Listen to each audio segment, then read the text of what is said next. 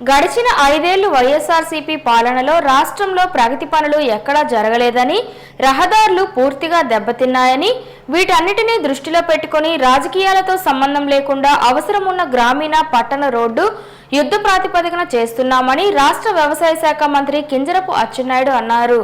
మంగళవారం శ్రీకాకుళం జిల్లా పరిషత్ సర్వసభ సమావేశం జడ్పీ చైర్మన్ పిరియా విజయ అధ్యక్షతన జరిగింది.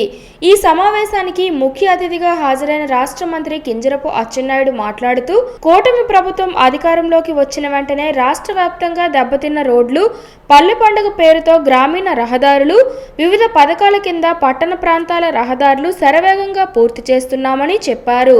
శ్రీకాకుళం జిల్లాలో 8 అసెంబ్లీ నియోజకవర్గాల పరిధిలో గడిచిన 10 నెలల్లో 1200 కోట్ల రూపాయలతో కేవలం రోడ్లు నిర్మాణానికి, మరమ్మతులకు కేటాయించామని చెప్పారు. కేంద్ర ప్రభుత్వం ఎంతో ప్రతిష్టాత్మకంగా అమలు చేస్తున్న మహాత్మా గాంధీ జాతీయ గ్రామీణ ఉపాధి హామీ పథకం అమల్లో శ్రీకాకుళం జిల్లా ప్రథమ స్థానంలో నిలిచిందని, దీనికి కారకులైన అధికార యంత్రాంగాన్ని మంత్రి అభినందించారు. శాసనసభ్యులు బగ్గు రమణమూర్తి, గొండు శంకర్, మామిడి గోవిందరావులు అటవీ ప్రాంతాల్లో, సముద్ర తీర ప్రాంతాల్లో రహదారుల నిర్మాణానికి అటవీ శాఖ అధికారులు కుంటి సాకులు చెప్పి పనులు జరగనివ్వడం లేదని, ఈ సమస్య పరిష్కారానికి చొరవ తీసుకోవాలని కోరారు. వేసవిలో త్రాగునీటి ఎద్దడి లేకుండా చేయాలని, పాతపట్నం నియోజకవర్గ పరిధిలో మెలియాపుట్టి, పాతపట్నం, కొత్తూరు మండలాల్లో తీవ్రమైన త్రాగునీటి సమస్య ఉందని, దీని పరిష్కారానికి చర్యలు తీసుకోవాలని పాతపట్నం ఎమ్మెల్యే మామిడి గోవిందరావు కోరారు.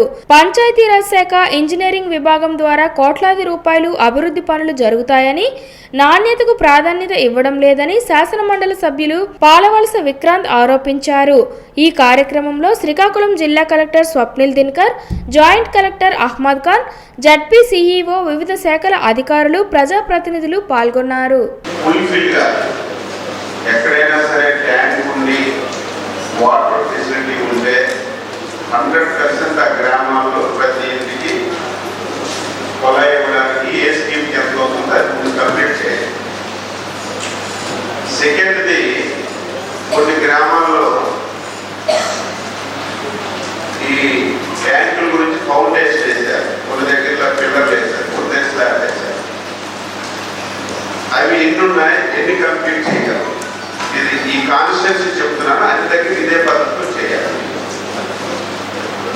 అప్పటికి మిగిలితే ఏదో మీరు 98 కోట్లు వచ్చింది కదని ప్రసాదం పంచినట్టు 490 గ్రామాలకి ఏదో పని చేసి పైకి వేస్తే మనం అనుకున్నటువంటి పర్పస్ సర్వే కాదు. కనీసం ఈ డబ్బుతో కొన్ని గ్రామాలకైనా ఈ సమస్య మనం పరిష్కరించగలిగితే ఉపయోగం ఉంటుంది.